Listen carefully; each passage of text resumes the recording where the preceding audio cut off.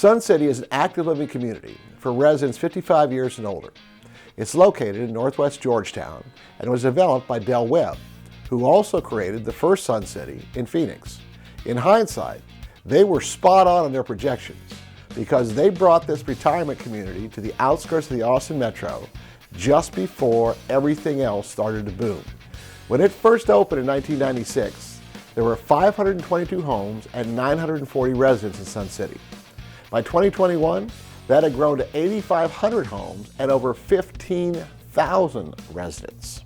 In those 25 years, Sun City has ingrained itself in the Georgetown community, becoming a major contributor to the city's overall growth. Take a look at these statistics. In 1996, Sun City accounted for 4% of Georgetown's total population. And by 2020, it represented 20% of the city's total population.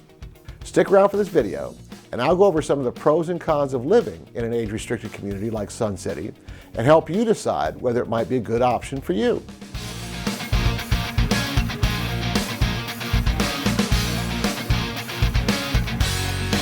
First of all, this video focuses on Sun City and Georgetown, but this is not the only age-restricted community in the Austin area, but it is the biggest.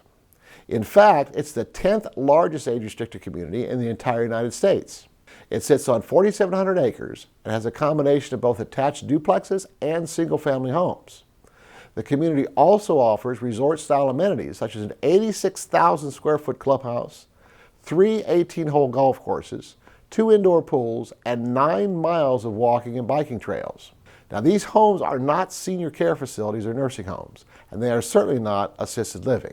Sun City is sometimes called a retirement community, but you will find residents who are still active in the workforce.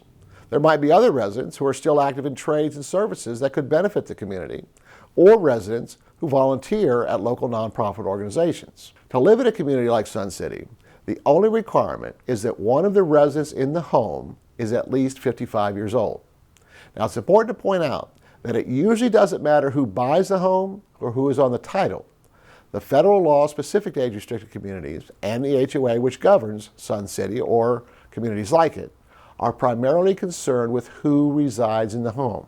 It's also important to point out that not all members of the household must be 55 or older.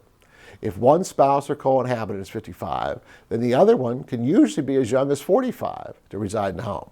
The federal law also states that in order to be considered an age-restricted community, at least 80% of the homes in the community must be occupied by at least one person who is 55 years or older.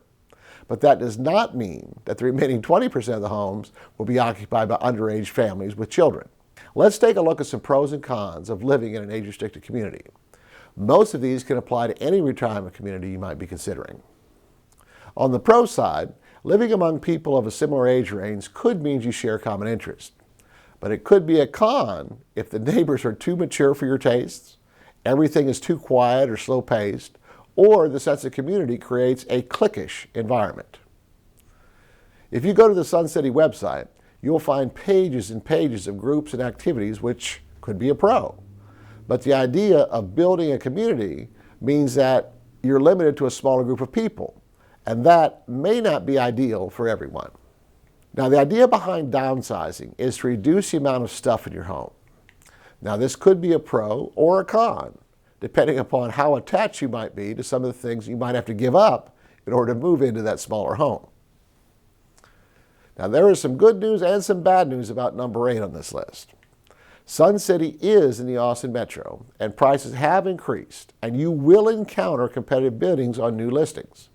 The good news is if you're a buyer, bad news if you're a seller, is the rate of appreciation in Sun City is not nearly as high as other parts of the Austin metro. Now, like all choices in life, there are trade-offs for every decision you make. I would encourage you to carefully consider what will work for you and be in your best interest long term. Investigate all the options before you make a commitment. Part of this consideration might include visiting and spending a bit of time at Sun City or whichever community you might be considering. Walk the streets, talk to the residents, check out the clubhouse and the community amenities. You'll probably find several residents who will happily describe what their life is like in the community. Now, you might also consider taking a drive around the community. This could give you an idea of what everyday life might look like in the neighborhood. You'll probably see plenty of people walking their dogs and getting exercise and being social. The final thing you might consider is to call the Sun City HOA. I mean, after all, they're the ones who are going to be enforcing all of the restrictions. When you talk with them directly, you'll be able to get all your questions answered directly from the source. And you'll also get a preview of what it might be like to deal with them if you end up buying a home there.